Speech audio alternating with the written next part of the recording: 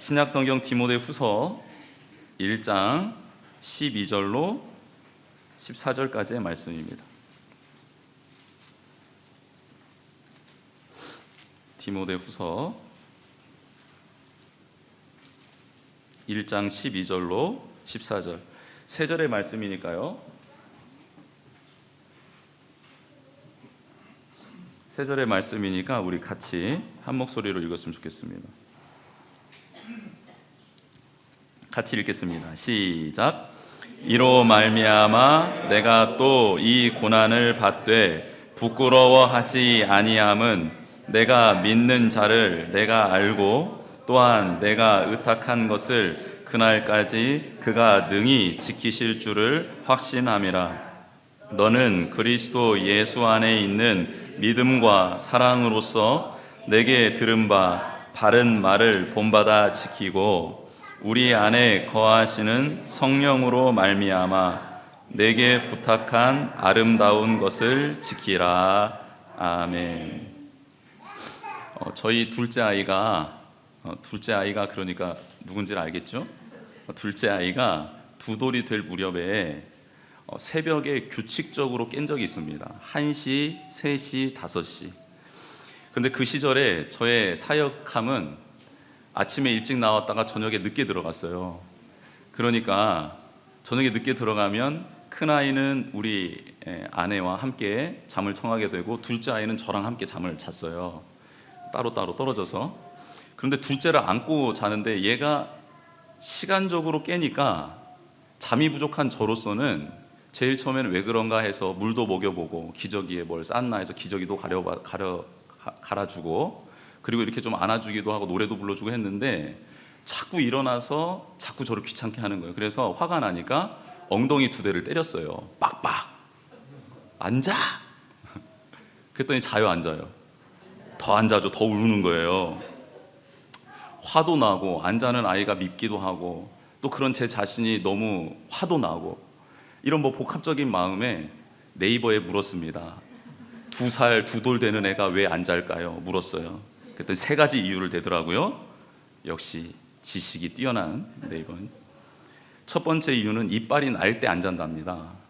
이빨이 나면 이빨이 나는 이 고통 때문에 못 잔대요. 그리고 두 번째는 아이들이 낮에 너무 뛰놀다 보면 야경증이라는 게 생기는데 이거는 뭐냐면 자다가 깨어나서 자지러지게 울고 아빠도 부모도 못 알아보고 그렇게 약간 정신질환은 아닌데 다시 돌아오긴 하는데 그런 증상이 나타날 때가 있다 합니다.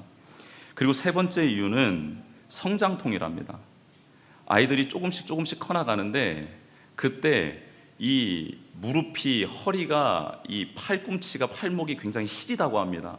그래서 그때는 이렇게 주물러 주면 아이들이 잔다고 그렇게 네이버에 나와 있더라고요. 그래서 제 아이 이빨을 확인하기 위해서 입을 벌려봤더니 이빨은 이미 다 났더라고요. 그리고 전날에 얘가 무슨 노동하는 게 아니니까 야경증은 아니겠구나. 그 나머지 한 가지가 뭡니까? 성장통이구나. 그래서 제가 그 원인을 파악하고 이 아이를 대처하기 시작했습니다.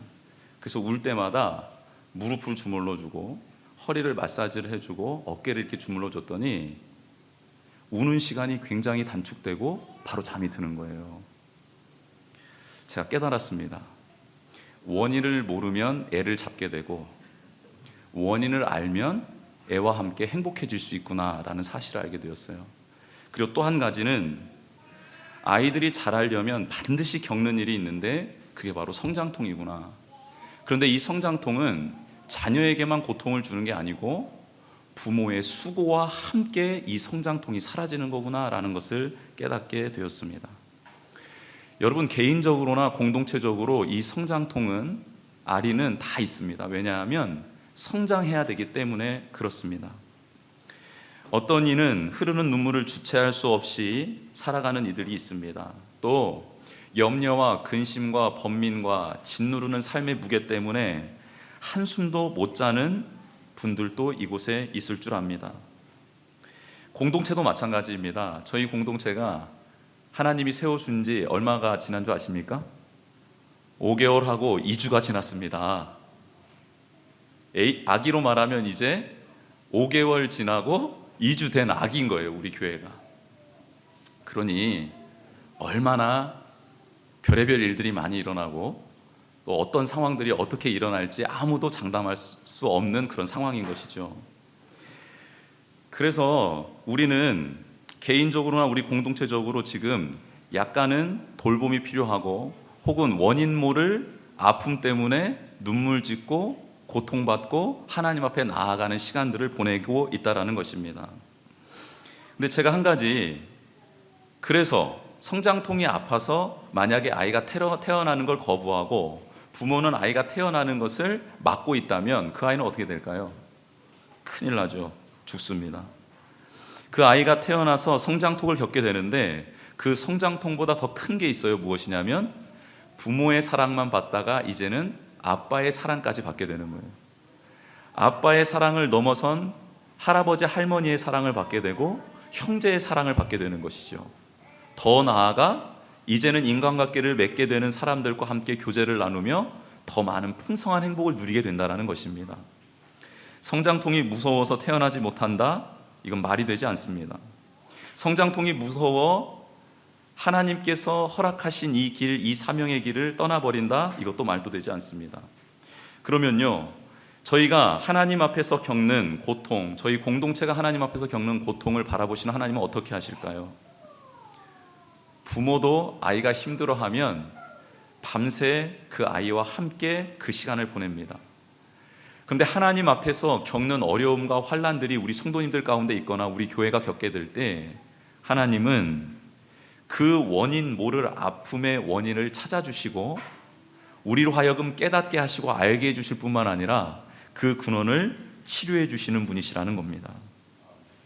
예수님을 믿고 사역의 길로 들어선 아들 같은 디모데에게 오늘 사도 바울이 말하는 겁니다. 무슨 말이냐면, 디모데야, 너 상황을 들어보니까 너무 어려운 것 같은데 그 고통, 그 성장통 나도 겪어봤어. 그리고 내가 세운 교회들마다 다 그런 고통들이 있더라. 내가 너에게 맡겨놓은 그 예배소 교회도 마찬가지야. 그러니 무서워하지 말고 염려하지 말고 근심하지 말고 그거 한번 같이 이겨내보자, 버텨보자 라는 메시지를 전합니다. 디모데는 오늘 성경 말씀 앞절에 보니까 정말 너무 곤란한 상황에 처해진 것 같습니다. 영적인 부자관계였던 사도 바울과 디모데, 그래서 디모데의 아픔을 한 사도 바울은 디모데가 눈물 흘리고 있는 것을 알았고 하나님이 주신 은사와 은혜 가운데 그 불이 지펴져서 뜨겁게 사역했던 그 디모데가 그 불이 사라져버린 것을 알게 되었고, 그리고 하나님이 주신 기쁨과 감사함이 사라져버리고 그 마음에는 두려움이 가득해진 것을 알게 되었습니다. 그 이유가 무엇이었나 8절에 보니까 디모데가 어린 나이에 에베소 교회를 맡아서 사역을 했던 거예요. 그랬더니 그동안 터줏대감이었던 사람들이 나이 어린 디모데의 말을 듣지 않는 겁니다. 그의 연소함을 업신여기는 거예요. 그래서 사도 바울이 디모데한테 너의 연소함으로 그 사람들에게 나아가지 말고 너가 하나님 앞에 받은 말씀과 정직함과 부지런함으로 그들 앞에 나아가라. 그러면 하나님께서 그들을 감동시켜 주실 것이다 라고 말씀을 했습니다. 그런데 그 열심을 가지고 나아가 봤는데 이 열심도 한때이지 지속될 수 없었던 것입니다. 그래서 이 열심이 식어버렸습니다. 그래서 성경 말씀은 이렇게 말을 하는 거예요. 너가 그 은사가 다시 불일 듯 하기 위해서 내가 너를 위해 기도하고 있고 너를 위해서 축복하고 있다라고 사도 바울이 말하고 있습니다. 여러분, 디모데에게 열정이 식어버렸습니다. 하나님이 주신 감동이 사라져버렸어요. 그 열정이 사라져버렸다라는 겁니다. 더 힘든 일은 무엇이냐면 주님의 복음을 증거하고 있는데 이 증거가 복음이 그들의 영혼의 울림이 되어서 변화되었으면 좋겠는데 변화되는 것이 아니라 더 강팍해지는 겁니다. 그랬더니 디모데에게 이런 고민이 생기는 거예요. 내가 하나님의 말씀을 증거하는데 하나님의 능력이 나타나야 되는데 왜 능력이 나타나지 않지? 나의 영적 아버지인 바울은, 스승은 하나님의 말씀을 증거할 때마다 놀라운 기적이 일어나고 그들의 심령이 회개함이 있고 돌이킴이 있었는데 왜 내게는 이런 일이 나타나지 않는 거지? 내가 정말 주의 복음을 전하는 게 맞는가? 내가 하나님의 말씀을 이렇게 대언하고 있는 게 맞는가? 혼란스러웠다라는 것입니다. 더욱이 자기의 영적 스승인 사도 바울이 옥에 갇혀버린 겁니다. 복음을 그렇게 전하고 교회를 세우고 자신에게 놀라운 기적을 선물해줬던 그 스승, 그리고 이 에베소 교회도 세웠던 그 스승이 이제 옥에 갇혀버린 겁니다. 사람들이 비아냥거리기 시작합니다. 네가 그렇게 따르는 사도 바울의 꼴을 봐라. 복음을 전하고 하나님 앞에 헌신했던 사람의 결말을 봐라. 옥에 갇혀서 사슬에 매여서 이렇게 비참한 최후를 맞고 있는데 이게 복음이냐? 이게 복음이더냐? 에베소 교인들이 디모데에게 항의하듯 찾아와 묻는 질문이었다라는 것입니다. 디모데가 혼란스러웠습니다. 그래, 이들의 말이 하나도 틀린 게 없어. 지금 이들이 말한 대로 사도 바울은 그렇게 처해져 있잖아. 나의 스승은 지금 비참한 상황 가운데 있잖아. 그렇게 복음과 스승이었던 사도 바울을 부끄러워하고 있는 디모데의 모습을 알게 된 사도 바울이 펜을 들어 디모데 후서 유언과 같은 마지막 서신을 적게 된 것입니다. 여러분, 그 소식을 깨닫게 되고 알게 된 사도 바울이 사랑하는 디모데 영적 아들에게 편지한 내용 1장 8절의 말씀을 제가 읽어드리겠습니다. 1장 8절의 말씀입니다. 그러므로 너는 내가 우리 주를 증언함과 또는 주를 위하여 갇힌 자 된 나를 뭐하지 말고 부끄러워하지 말고 오직 하나님의 능력을 따라 복음과 함께 고난을 받으라 라고 말하고 있습니다. 여러분, 혼란 가운데 있는 디모데에게 사도 바울은 위로하지 않고 그가 지금 번민하고 있는, 부끄러워하고 있는 것을 핵심을 찝어내어서 그렇게 하지 말라라고 단호하게 말하고 있습니다.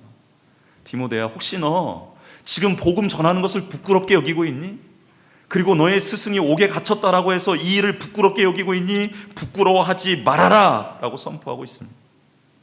그리고 한 가지, 복음을 부끄러워하지 않을 뿐만 아니라 너가 하나님의 능력을 따라가야 된다. 능력을 따라가게 되면 너가 승리하게 될 거야. 혹은 너의 교회가 잘 될 거야. 혹은 너가 염려하고 있는 문제들이 사라질 거야 라고 말하지 않고요, 말도 안 되는 말을 하죠. 사도 바울이 부끄러워하지 말고 오직 하나님의 능력을 따라 능력을 받게 되면 너는 그 고난을 달게 받게 될 것이다 라고 축복하는 겁니다.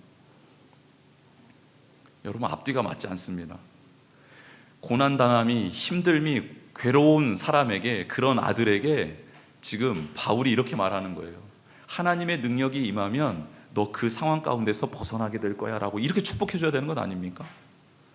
하나님의 능력이 임하면 너 모든 상황이 뒤집어질 거야, 역전될 거야.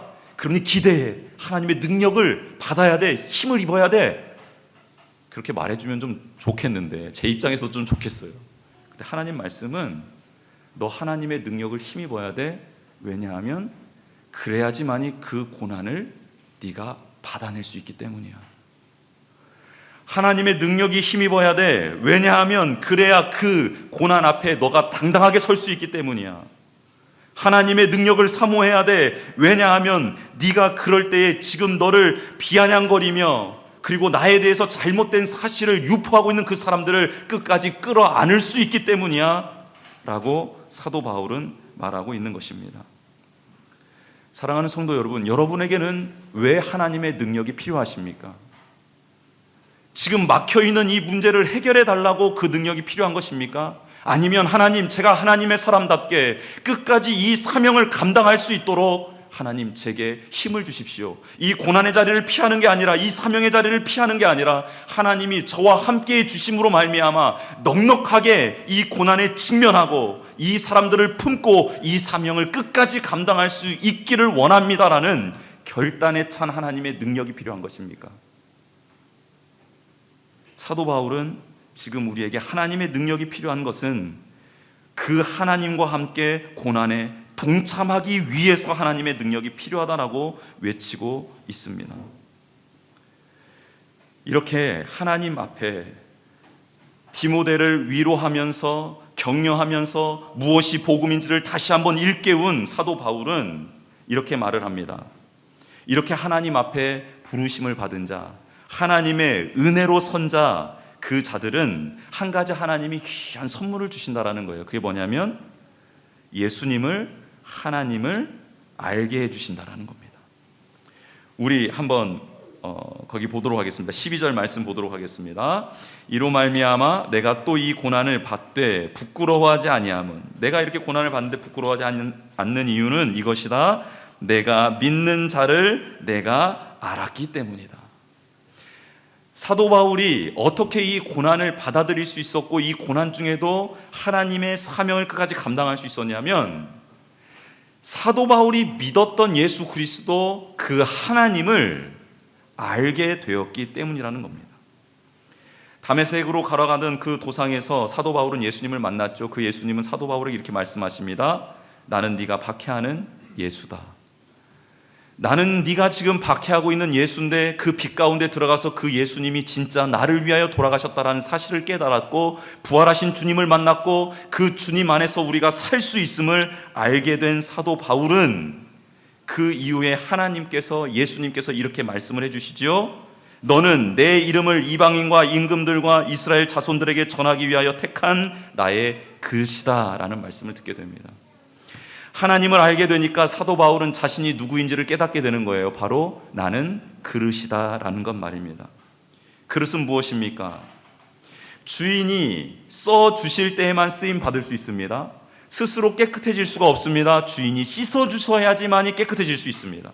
그리고 주인이 담아야지만이 그 내용물을 담을 수 있습니다. 그릇이 스스로 나 이거를 담고 싶어요, 저거를 담고 싶어요 라고 말할 수 없는 거예요. 주인이 담아주는 대로 담기는 것이 바로 그 그릇의 용도입니다. 또 그렇게 담겨서 쓰임받는 것이 기쁨인 게 그릇이고요. 그 다음에는 주인의 손에 다시 들려 주인이 깨끗하게 해주시고 다음에 어떤 용도로 쓰시든지 저를 사용해 주십시오라고 그분께 맡겨드리는 게 그릇입니다. 그렇습니다. 사도 바울은 하나님을 알고 예수님을 알고 난 다음에 변화되었습니다. 전지전능하신 하나님을 만나고, 그리고 나를 진짜 사랑하시는 주님을 만나고 난 다음에 이제는 나의 인생을 내 멋대로 살아갔다간 큰일 나겠구나, 그분께 맡겨드리면 그분이 정말 내게 맞는 삶의 자리를, 사명의 자리를 인도해 주시겠구나라는 확신이 들어간 것입니다. 그래서 모든 것을 배설물로 여기게 된 것입니다. 근데 놀라운 말씀이 12절에 등장합니다. 우리 12절 말씀 다시 한번 읽어볼까요? 시작. 이로 말미암아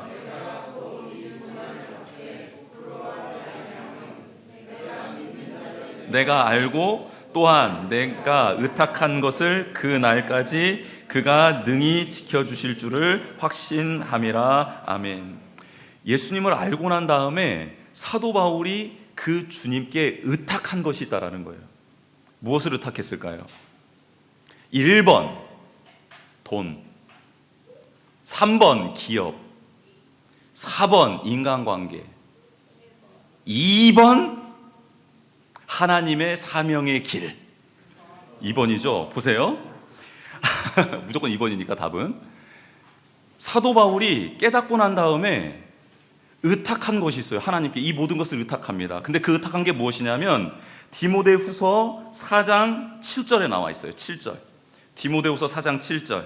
우리 한 장만 넘기면 되니까 디모데후서 4장 7절을 같이 한번 읽어보겠습니다. 시작. 나는 선한 싸움을 싸우고 나의 달려갈 길을 마치고 믿음을 지켰으니. 아멘. 사도 바울이 깨닫고 난 다음에 하나님께 맡겨드린 게 있어요. 하나님께 맡겨드리면 하나님께서는 반드시 그 모든 것을 지켜주시고 능히 하실 이이기 때문에 맡겨드린 게 있어요. 그게 뭘 맡겼냐? 하나님, 제가 선한 싸움을 끝까지 싸울 수 있도록 이 선한 싸움을 맡겨드렸어요. 그리고 자신에게 맡겨주신 이 사명의 길을 달려갈 것, 이 달려갈 길을 마칠 때까지 함께 해달라고 이 길을 맡겨드렸어요. 사명의 길을 맡겨드렸어요. 그리고 세 번째는 하나님을 믿는 이 믿음이 흔들리지 않도록 믿음을 하나님께 맡겨드렸더니 하나님께서 육과 성령이 싸울 때마다 성령이 이길 수 있도록 사도 바울을 지켜주셨고요. 달려갈 길을 계속 달려가는데 장애물도 많고 넘어뜨리려는 자들이 나타날 때마다 그 길을 완주할 수 있도록 하나님이 그 길을 지켜주셨고요. 때로는 이게 맞는 건가, 하나님의 뜻이 이게 맞는가 희미해지고 흔들릴 때마다, 믿음이 흔들릴 때마다 하나님께서는 그 믿음을 지켜주신 것입니다. 여러분, 은행에다가 돈을 맡기면요, 은행이 잘 불려줍니다. 아니, 잘 요즘에는 안 불려주죠. 펀드에다 맡겨야 되나요? 아니, 우리 전은란 집사님께 맡기세요. 부동산으로 그냥 알아서 그냥 불려주시면. 여러분, 주님께 돈을 맡기면요, 주님께서 돈 관리하려고 여러분의 주인 되신 게 아니라는 거예요. 부동산, 펀드, 은행 이렇게 투자하는 사람들에게 돈을 맡기세요. 그러면 그분들이 여러분의 재산을 지켜줄 것입니다. 건강, 하나님께서 책임져 주시죠. 그런데 여러분의 건강검진 잘 받으세요. 그리고 의사가 말한 대로 그렇게 약도 드시고 몸에 좋은 것도 하시면서 운동도 하시면서 그렇게 지내시면 됩니다. 물론 이 모든 것은 하나님 손안에 있지만 굳이 하나님께 맡겨드릴 필요는 없는 거라는 거예요. 그런데 무엇은 하나님께 맡겨드려야 됩니까? 하나님, 영적인 싸움은, 이 싸움은 하나님만이 지켜주실 수 있는 것입니다. 맡겨드려야 된다는 겁니다. 하나님께서 지금 저에게 사명을 주셨는데 이 사명의 자리를 지키고 이 길을 끝까지 마칠 때까지 걸어갈 수 있는 것은 저의 힘으로 되지 않고 저의 능으로 되지 않고 이것은 오직 하나님만이 도와주셔야 되는 것입니다라고 하나님께 맡겨드려야 되는 거예요. 디모데 얼마나 훌륭한 분입니까? 그런데 디모데도 믿음이 흔들릴 때가 있었어요. 사람들에 의해서, 환경에 의해서 흔들릴 때가 있었습니다. 지금 사도 바울은 디모데야, 그 믿음도 네가 지킬 수 없다. 그 믿음도 하나님께 맡겨야 하나님이 지켜주실 수 있다라고 지금 가르쳐주고 있는 것입니다. 사랑하는 성도 여러분, 하나님만이 해주실 수 있는 것, 하나님만이 만지실 수 있는 영역을 하나님께 의탁드리세요. 하나님께 맡겨드리십시오. 그러면 그 하나님이 지켜주실 줄 믿습니다. 영적인 싸움을 맡겨드리셔야 돼요. 나의 사명의 이 길을 맡겨드리셔야 됩니다. 그리고 믿음을 맡겨드리셔야 됩니다. 지금 사도 바울은 하나님을 알고 예수님을 알고 나니까 하나님께, 예수님께 의탁드려야 될 것이 너무 분명하게 보인 것입니다. 그래서 이 세 가지를 의탁드렸습니다. 그러면서 디모데에게 너도 이렇게 의탁드려라. 그러면서 너가 이렇게 살았으면 좋겠다 하며 13절 14절의 말씀을 디모데에게 해줍니다. 13절 14절 같이 한번 읽어보겠습니다. 시작. 너는 그리스도 예수 안에 있는 믿음과 사랑으로서 내게 들은 바 바른 말을 본받아 지키고 우리 안에 거하시는 성령으로 말미암아 내게 부탁한 아름다운 것을 지키라. 아멘. 이렇게 의탁하고 난 다음에 너의 삶 가운데 하나님이 주시는 그 은혜가 있을 텐데 그 은혜가 무엇이냐? 예수 안에 있는 믿음과 사랑을 너에게 하나님이 선물로 주실 것이다 라고 말하는 거예요. 이렇게 하나님께 온전히 의탁하면 하나님께서 선물을 주시는데 너의 마음 가운데 예수 안에 있는 믿음과 사랑을 주시고 그리고 너 안에 성령님이 거하심을 깨닫게 해주실 거다. 이 세 가지를 약속해 주시는 거예요. 근데 예수 안에 있는 믿음은 한마디로 말하면 순종입니다. 순종. 예수님이 하나님과의 관계 안에서 그 믿음을 표현했던 단 한 가지의 방법은 순종이었어요. 즉 우리에게 순종할 수 있는 은혜를 베풀어 주신다는 겁니다. 또 그리스도 안에 있는 사랑은 무엇이었냐면 예수님 안에서의 사랑, 예수님이 하나님을 사랑하고 예수님이 영혼들을 사랑했던 이 사랑의 표현의 한 가지 방법은 무엇이었냐면 인내였습니다. 인내. 예수님의 사랑은 인내, 참음이었어요. 참음. 참아주시는 거예요. 끝까지 참아주시는 거예요. 자기를 배반해도 참아주시고 자기를 찔러도 참아주시고 자기에게 침뱉어도 참아주시고 부인해도 참아주신 것이죠. 참아주셨습니다. 즉 우리가 하나님께 의탁한 자로 살아갈 때에 하나님께서 주시는 이 순종의 은혜가 있기를 축복합니다. 또 인내의 축복이 있기를 주님의 이름으로 축복합니다. 이 두 가지 우리 안에서 나타날 수 있는 겁니까? 없는 겁니까? 없어요. 그래서 사도 바울은 우리 안에 계시는 누구를 붙들어라? 성령님을 붙들어라라고 14절에 말하고 있는 겁니다. 예수님을 닮아갈 수 있는 유일한 길은 성령님께 도움을 구하고 성령님과 함께 갈 때입니다. 우리 옆에 계신 분에게 이렇게 축복합시다. 성령님과 함께 순종과 인내의 열매를 맺읍시다. 아멘. 이게 능력인 거예요. 이게 능력인 거예요.